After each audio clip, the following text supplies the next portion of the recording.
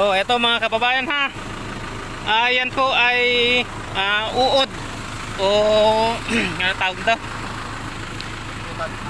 Larba ng larba ng pukyutan. Titikman po natin ngayon to kung anong lasa. Kasi ito pwedeng kainin to eh. Kasi sa law of edibility, ang sabi, lahat ng larba ay pwedeng kainin. Kahit hilaw pwedeng kainin. Kaya kakainin ko ngayon to. Papakita ko sa inyo, kakainin ko ngayon to. Kakainin ko ng hilaw. Ito.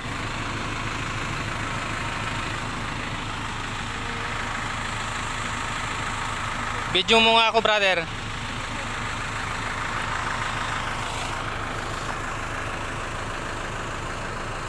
Ito po, larba ng pukyutan.